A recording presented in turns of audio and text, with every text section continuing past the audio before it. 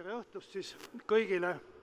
Ma saan aru, et pealik on kõne pidanud ja meie oleme siin nagu Delfi kommentaarium selle erinevusega, et keegi ei ole küll anonüümne.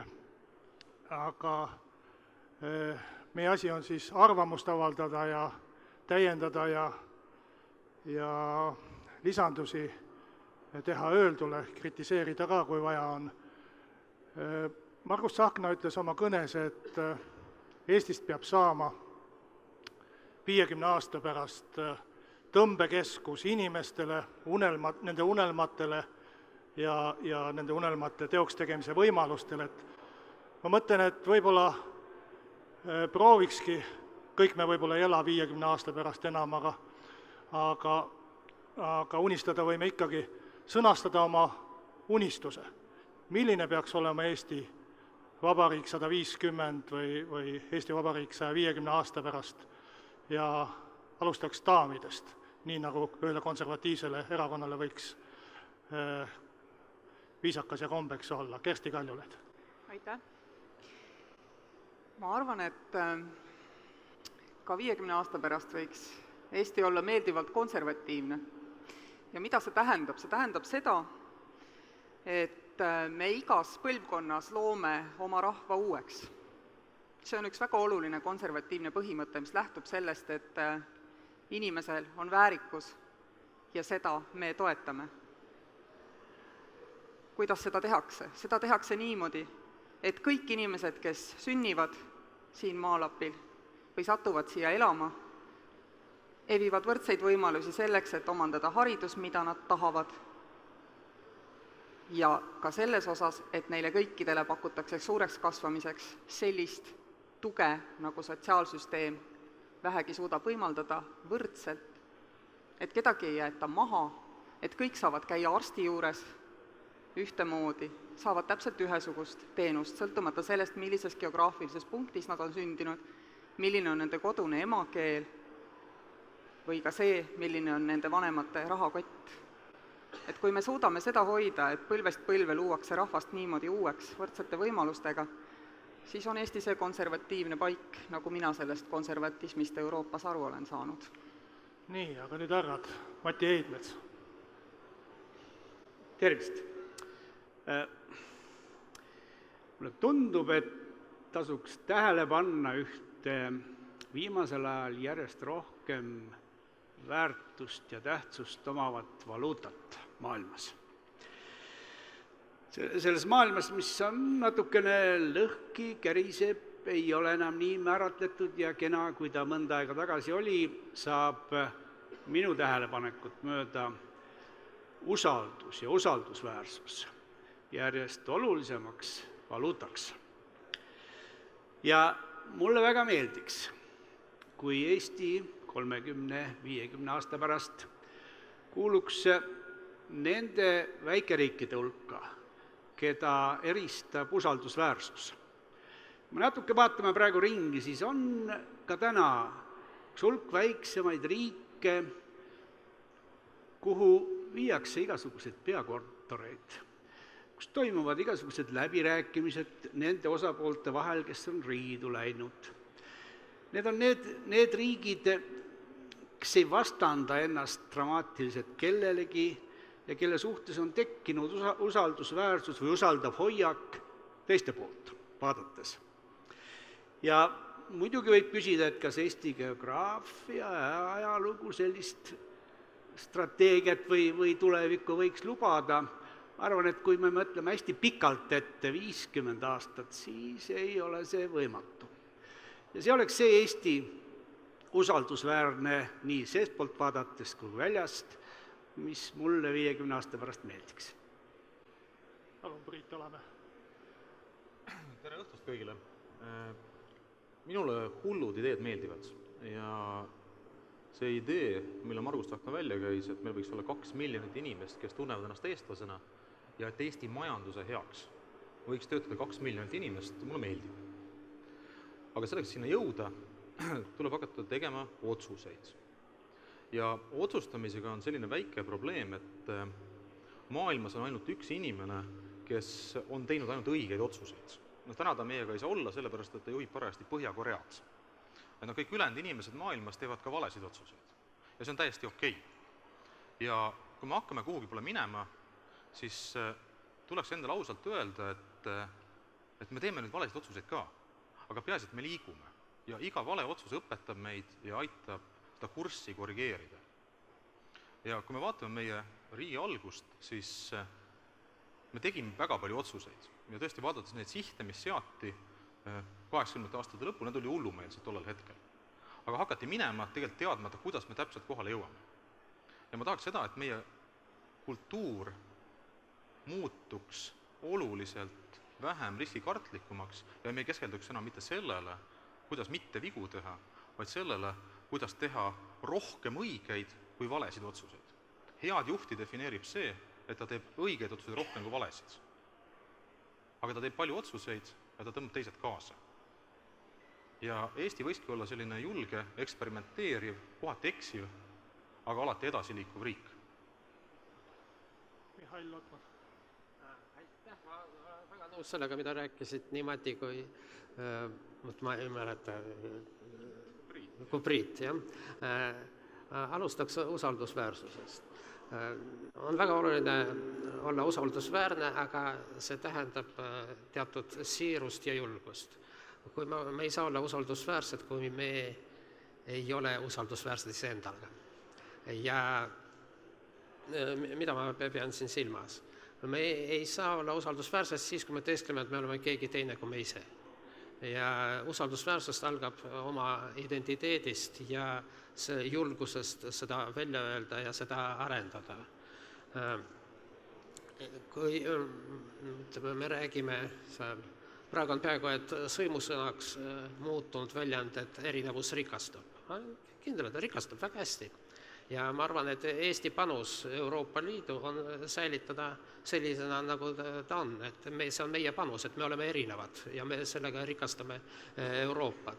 Kui me oleme kõik selline, alustame sellest föderatsioonist ja see on mingisugune üks rahvus, üks Euroopa kultuur ja nii edasi, see on lühenägelik strateegia, lühenägelik kontseptsioon ja me teame, et just nimelt need struktuurid, mis koostavad erinevatest osadest ja millel on horisontaalsed sidemed tähtsamad kui vertikaalsed, need on püsivamad ja elujõulisemad. Jah, ma tahaks nende otsuste juurde ka tulla. Siin nagu võtmesõna on julgus. Peab olema julge olla ise, julge teha otsuseid, aga siin on veel teine aspekt, et selle otsusevabadusega alati kaasneb ka vastutus, sest vastutada oma otsuste eest saab ainult vaba inimene. Ja see on see pidev filosoofiline probleem, mis on alguses vastutus või vabadus. Ma olen kindel, et primaarne on vabadus ja siis vaba inimene on võimeline vastutada. Kui me räägime 30 aasta perspektiivis, siis ma näen, et kõige suurem väljakutse Eestil on ellu jääda. Ja see ei ole sugugi nii triviaalne asi, see on hulljulge siht. Ma mäletan, et kui 80 aasta lõpus isegi meie sõbrad seal Venemaal ja Euroopas rääkisid, no kuulge, hullud olete, 1 miljoniga ei saa riiki ehitada, 1 miljoniga ja vaatage oma geograafilist olukorda, kindlasti te satute hätta. Te ei vea välja kultuuriliselt, majanduslikult, rahvuslikult ja nii edasi. Ma ei saa öelda, et need olid täiesti valed, aga me suutsime seda teha ja on väga oluline, et me suudame seda ka edasi. Lapsed unistavad oma tulevikust. Seal raha, siis saab osta kalleid asju, siis teine on selline maalähedasem, läheb maale ja seal ta elab oma 1 lapsega, mehega, vanaisaga ja vanaemaga. Minu meelest selles perekonnamudelis midagi on puudu. Ja meie kui konservatiivne erakond peame toetama perekondi ja Eesti nõrgim lüli praegu on ja kõige haavatavam kiht on lastega perekonnad. Ja sellest sõltub Eesti tulevik ja need on meie inimesed. Valdur Mikita, palun. Jah, Palju häid mõtteid on juba öeldud. Võib-olla minu jaoks ma sõnastaksin selle Eesti ees seisva ühe kõige suurema väljakutse nõndaviisi, et mulle näib, et selline lihtne Eesti inimene armastab või isegi jumaldab eesti keelt, Eesti loodust, Eesti kultuuri. Et selle ilusa kolmikuga justkui kõik oleks hästi. Aga kus hakkavad möllama sellised tumedad jõud, on minu meelest selline avalik ruum. Et ma arvan, et paljudel on selline tunne, et mingil põhjusel meie avalik ruum on kuidagi vaenulik ja kuri. Ja kus me seda avalikku ruumi näeme, et see on liiklus, minu meelest nagu liiklus on väga hea selline ühiskonnamudel. Siis meedia, mis läheb väga kiiresti kurjaks, siis aeg-ajalt me näeme seda kuskil ostukeskustes, ühesõnaga selline liiklusraev, meediaraev, osturaev võib-olla, kuidagi iseloomustab seda avalikku ruumi. Ja minu meelest, kui nüüd otsida vastust küsimusele, et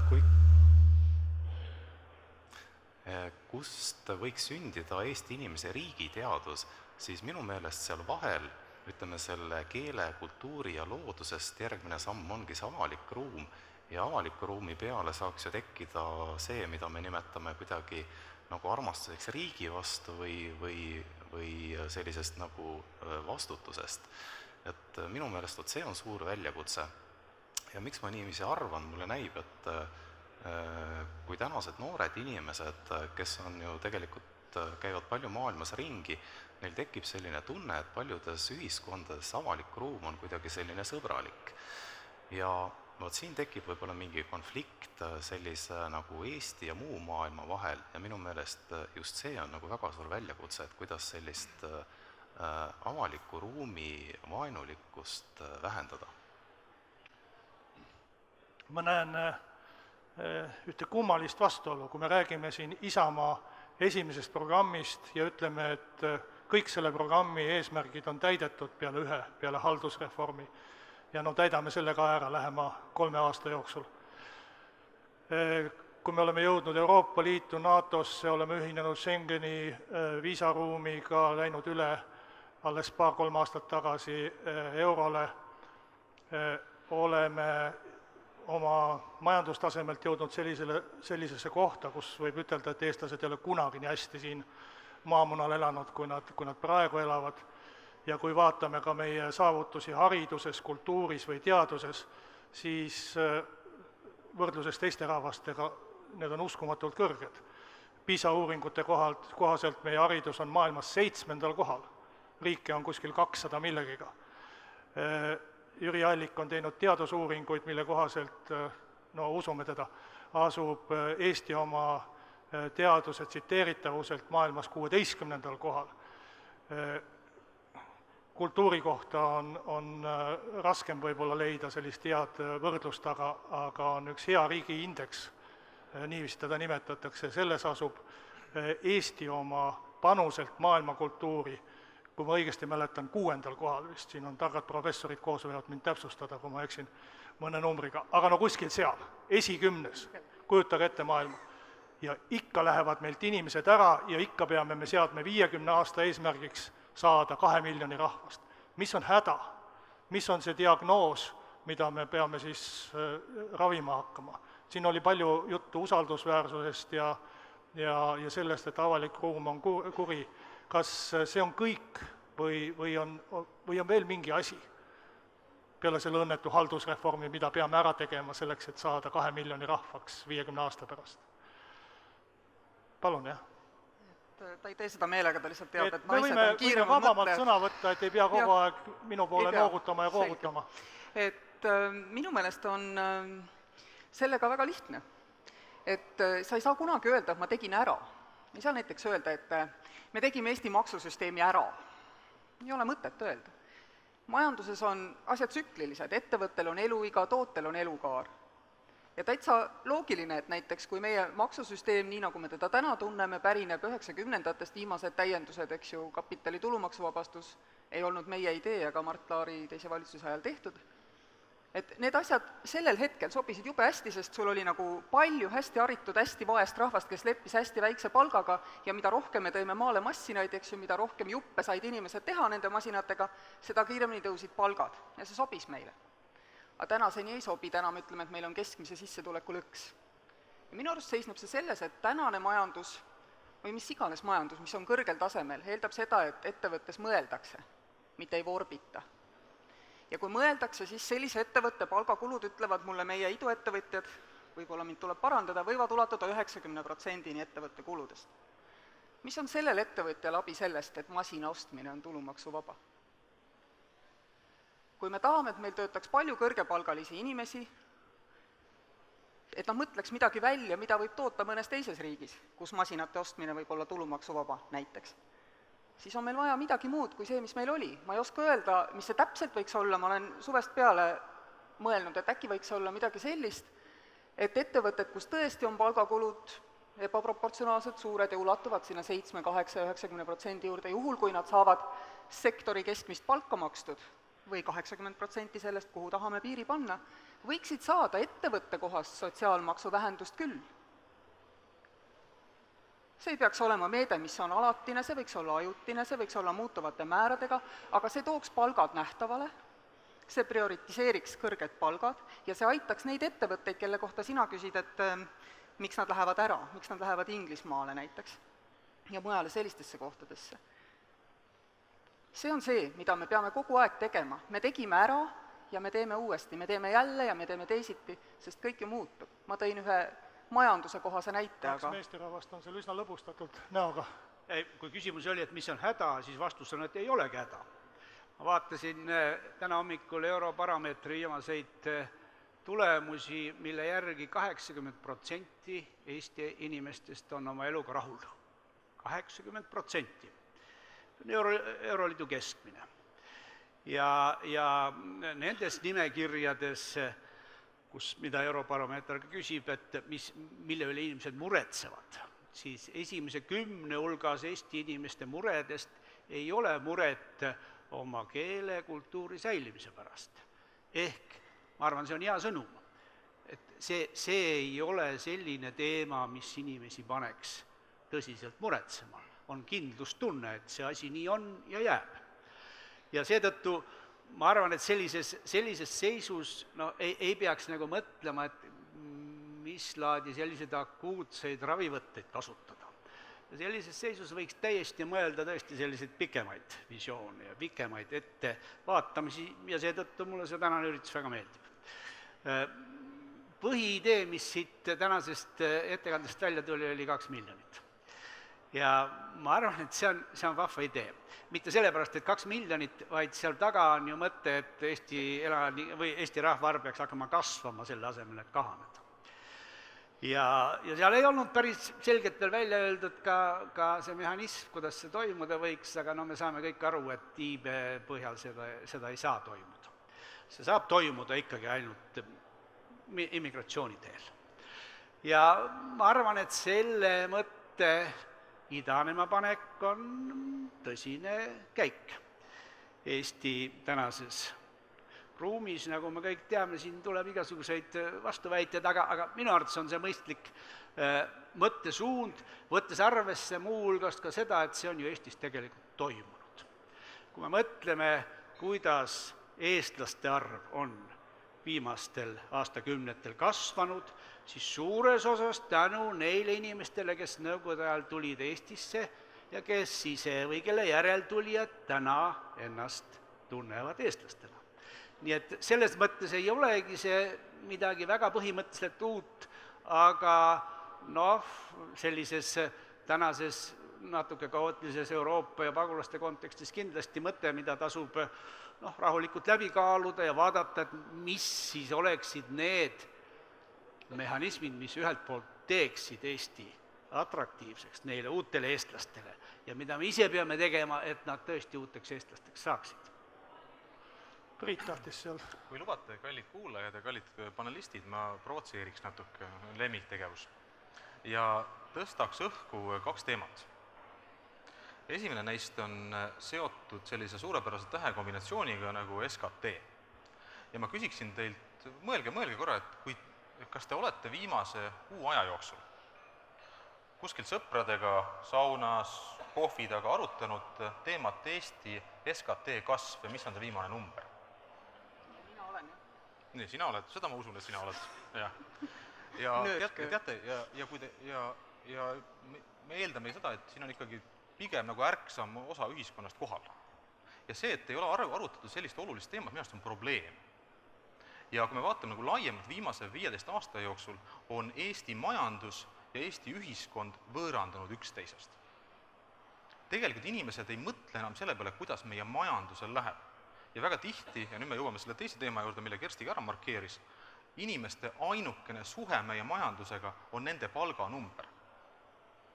Ja kuna me teame seda, et palgast pole keegi kunagi veel rikkaks saanud, keegi just ütleb väga hästi, et kõik ettevõtjad ei ole miljonärid, aga enamus miljonäre on ettevõtjad. Rahvuslik rikkus ei teki kõrgest palgast. Rahvuslik rikkus tekib meie ettevõtetest ja sinna koonduvast kapitalist, mille peal siis saab midagi edasi teha. Ja see on nagu üks mure. Teine mure, küsimus ongi see, et kuidas me saame tekitada uuesti olukorra, kus tegelikult tädi Maali, kui ta loeb Postimehes seda, et Eesti majandus kasvas 6,5%, ta hakkab erutusest värisema. Ta tunneb seda, et tema saab midagi sealt tagasi, sest enam meil seda tunnetust ei ole rahva seas. Me oleme võõrdunud. Ja teine mure, see on esimene majanduslik patriotism koondnimetusega. Teine teema, kui me räägime seda, et meie eesmärk oleks see, et meie palgad kasvaksid. Meie eesmärk ei tohiks olla see, et meie palgad kasvaksid. Meie eesmärk võiks olla tõesti see, mis ära markeeriti, et meie majanduse heaks töötavad lisaks meie enda tublidele inimestele siin, ka inimesed üle kogu maailma. USA, Šveits, Singapur ei ole rikkad mitte sellepärast, et neil on kõrged palgad, vaid sellepärast, et nende majanduste heaks töötavad inimesed üle kogu Eesti. Me oleme kõik väga uhked Skype'i üle, aga täna meie tublid Skype'i töötajad töötavad selle nimel, et USA majandusel läheks paremini. Ja see on paradigma muutus. Kas me seame eesmärgi selleks, et meid võetaks tööle, või me seame eesmärgi selleks, et Eesti majandus muutuks ka muule rahvale tööandjaks ja selle tublide inimeste poolt loodud väärtuse siia toojaks. Ja küsimus on jällegi ambitsioonis, ehk see majanduspatriotism ja nagu reaalne majanduslik ambitsioon. Kuhu me selle sihi seame? Kui hullumeelsed me oleme? Sai provotseeritud. Jah. Ma ei tea majandusest suurt midagi, aga mul on sõbrad, kellel on firmad ja nii edasi ja ma olen tegelikult mitme inimesega rääkinud, kes on Eestist kas ära läinud või kavatsenud minna ja ka mõned ka tulnud tagasi. Ma ei ole mitte kunagi ükski nendest ei ole mulle öelnud, et on läinud ära sellepärast, et madalad palgad või et maksusüsteem on all. Aga põhjused võivad olla täiesti erinevad ja võib-olla majanduse seisukohalt isegi paradoksaalsed. Näiteks, et miks Londonisse mindi, sellepärast, et seal on parem oopera kui Tallinnas. Sest rikkal inimesel on teised vajadused, ta ei lähe McDonaldsisse sööma ja meil nagu restoranikultuur on juba järele jõudnud. Aga tal on ka kõrgemad standardid selle nii-öelda kõrgkultuuri. Ja paraku Eestis ta ei saa neid lahendada. Samas teine aspekt oli see, et seal Inglismaal on palju intellektuaalselt põnevam keskkond. Mitte majanduslikult, nimelt intellektuaalselt. Seal on hullumeelsed ideed on kergem rakendada kui Eestis. See oli mulle täiesti üllatav. Ma arvasin, et just Eesti on selline koht, kus häid ja innovatiivseid ideed saab kergelt rakendada. Aga on mõni tagasipõrkunud. Selgus, et seal Inglismaal on tohutu bürokraatia. Et seal need asjad, mis Eestis saab paari hiire klüpsuga, seal täidad tohutud paberid, istud seal ühes vastuvõtuvas teises ja nii edasi. See, mis Eestis saab päeva jooksul teha, seal võtab kuid. Nii et ma arvan, et me peame seda suunda, see e-riik ja e-majandus ja ma ei tea, mis asjad, seda peame arendama. Ja seal on arenguruumi küll, näiteks mulle väga meeldib Eesti maksusüsteem ja mulle meeldib maksta makse ja mul on millega võrrelda. Ma olin pool aastat Rootsis ja sisuliselt ma sain ainult stipendiumi. Aga see deklaratsiooni täitmine oli väga keeruline loominguline protsess. Sama asi, ma olin Ameerikas stipendiaadina ja seal anti mulle selline raamat, mida ma pean täitma ja siis minu sõbrad, üks on ülikooli professor, teine arvutifirmas üsna kõrgega, et teeme nüüd õhtu vabaks ja siis me kolmekesi seda täitsime, kusjuures mul oli ainult üks Fulbrighti stipendium. Nii et Eesti maksusüsteem on suurepärane, samas mitte päris. Kui näiteks ma kuskil Helsingis loen loengut, siis ma ei saa seda panna oma deklaratsiooni. See ei tule märtsis, see tuleb augustis mulle kuri kiri, et ma olen maksuvõlglane. Ja ma pean, ja ütleme, saatke mulle elektroonilist teel, ma maksan ära panka. Ei saa. Pean kohale tulema, sääl maksma, et mille pärast see on suur riigisaladus, et ma seal teenisin 50 €. Ja nagu selliseid asju on veel ja need on väga kergesti lahendatavad ja mille pärast ma ei näe tahet. Ma sain aru, et Priit tahab panna kogu maailma Eesti jaoks tööle, mitte et meie maksame Rootsi pankadele ja Rootsi pangad viivad selle raha Rootsi, vaid vastupidi, et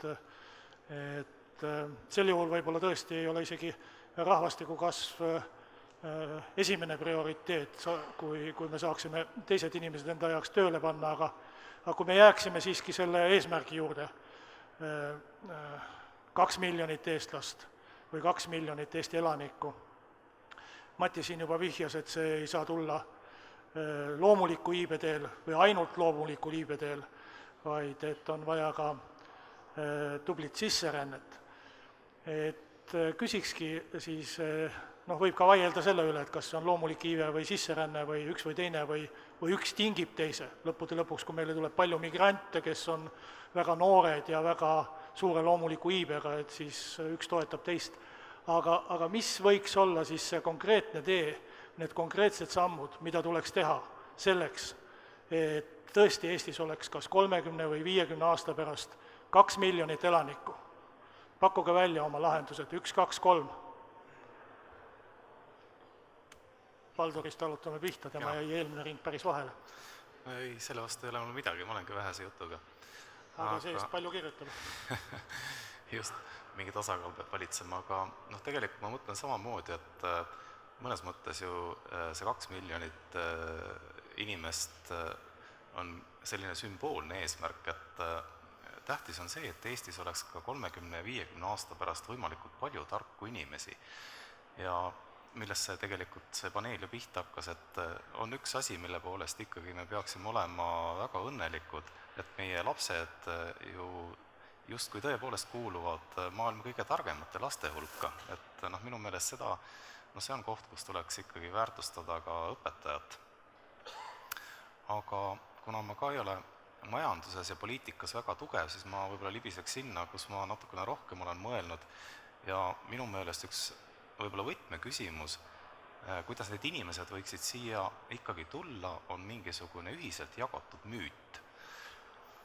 Ma ei tea, kuidas ta sõnastada, aga minu meelest pikas perspektiivis võidab see erakond, kelle hulgas või kus on kõige rohkem erakonna üleselt mõtlevaid inimesi.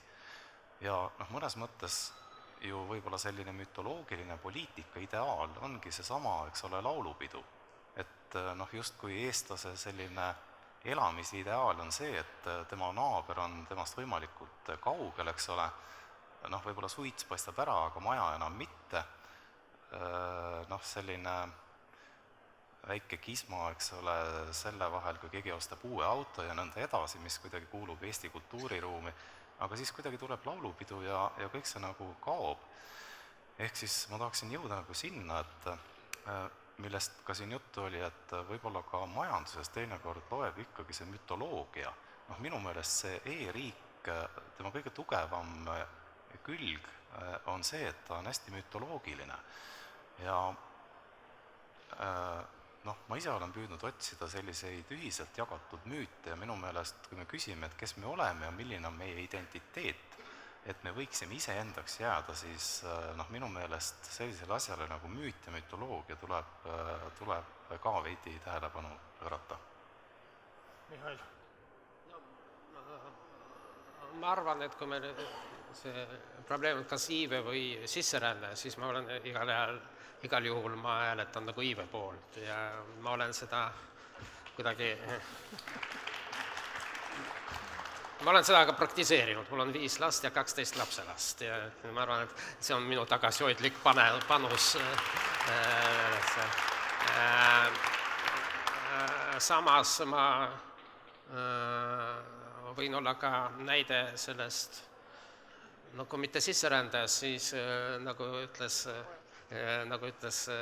Ligi sisserändaja poeg, kes minus pole tilkagi Eesti verd, aga samas ma olen nagu Eesti rahvuslane ja patrioot ja ehkki seal Lauri Vahtre arvas, et see mõnele ei meeldi, ma ei ole kunagi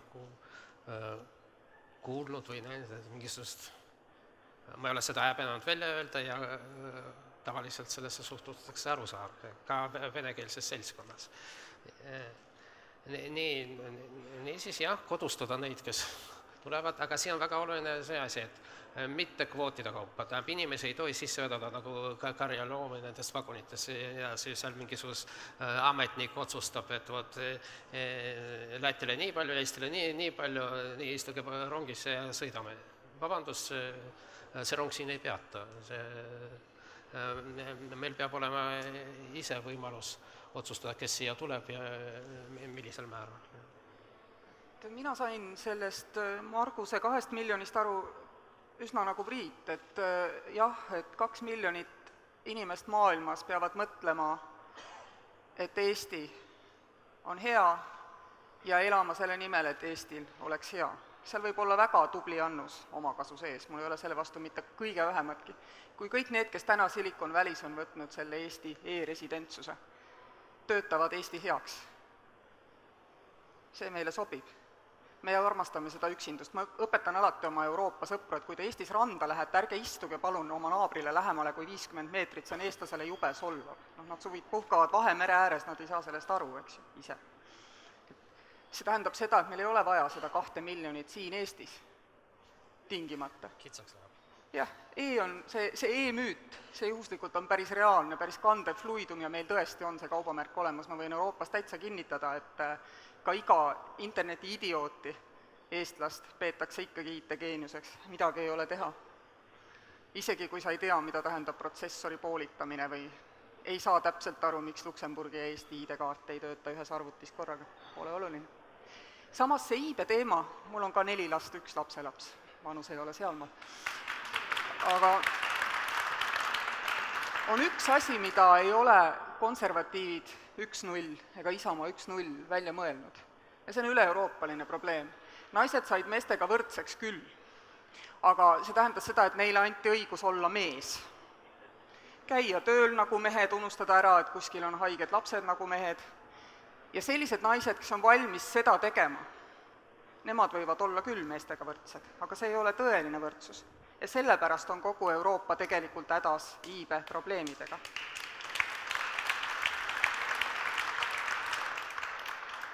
Ei ole õige osta naised tööturult välja 1,5 aastaks, makstes neile palka ja öeldes, olge kodus, unustage oma karjäär.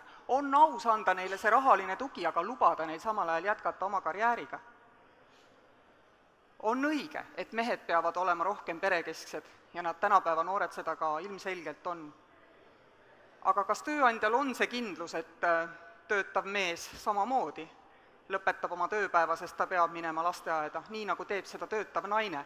See võib tööandja seisukohast mõnikord olla ebamugav, aga tal ei tohiks olla tõenäosuslikku vahet, et kummaga see juhtub. Ja vaat siis on naised ja mehed võrdsed ja vaat siis on lootust, et ka iive paraneb.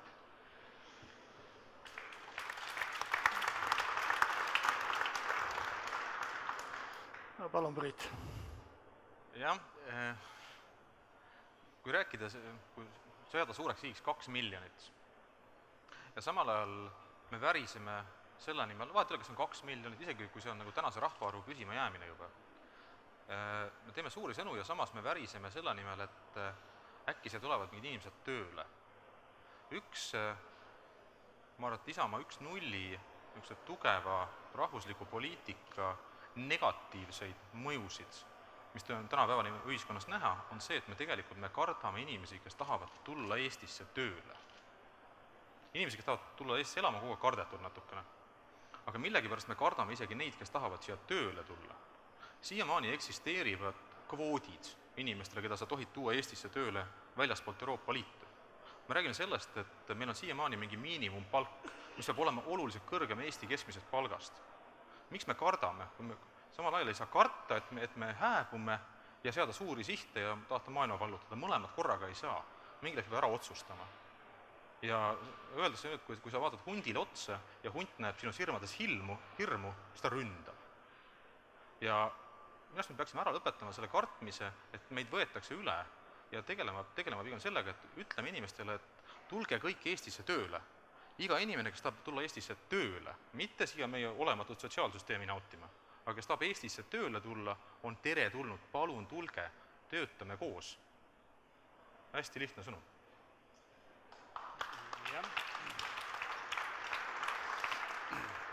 Ma arvan, et 2 miljonit Eesti sõpra on maailmas juba praegu olemas. See ei ole hull idee. Teiseks ma arvan, et kui iibe peale ainult lootma jääda, siis on see tulemus mitte 2 miljonit, vaid 500 miljonit. Nii et meil ei ole pääsu sellest, et inimesi tuleb juurde. Ja ma ei arva, et on keeruline neid inimesi siia tuua. Märksa keerulisem on neid inimesi siia jätta ja lõimida ja hoida ja neid ka sellesse kultuuriruumi, millest Markus Tsahkna rääkis, sisse sulatada. Ja siin on, kui küsimus oli, et mida tegema peaks, ma arvan, et esimesi, peale kõiki neid puht juriidilisi nüansse, et me tegelikult praegu ju isegi paneme piire ja barjääre ette, et on tähtis seesama asi, mis algus siin kõlas, see avaliku ruumi kvaliteet. Ehk see, kuidas niisugune tubli keskmine eestlane vaatab ühele tublile sissetulijale otsa. Ja siin on meil arenguruumi veel. Ja kui me selle asjaga, mis meil peas istub, hakkama saame, siis ma arvan, me jõuame sinna 2 miljonini ka, ja 2 miljonini jõuame ka nii või viisil, et enamik neist 2 miljonist, nii kultuuriliselt kui ka väärtusmaailma mõttes ongi eestlased, kuigi mõned neist võivad olla venekeelsed eestlased ja ingliskeelsed eestlased, mis siis? Aga ma usun, et selle koha peal võib-olla oleks meil üsna paslik lõpetada see paneel ja minna tegudele, kas siis iivet kasvatama, kes seda veel teinud ei ole, või mingil muul moel Eesti elu edendama. Korraldajate poolt on mul paneelil osalejatele tänutäheks üle anda raamat, see on Mart Laari Pööre. Ma loodan, et siit täna õhtul saab alguse järgmine pööre, Isamaa 2.0. Aitäh teile kuulamast ja aitäh teile rääkimast. Siin on nimelised pühendused. Mihhail Lotman, palun.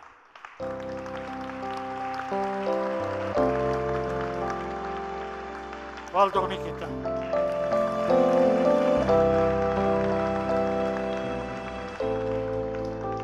Priit Alamäe.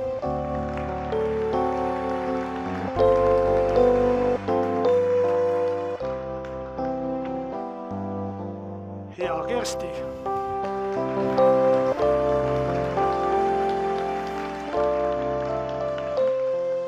Ja viimane Mati Heidmets.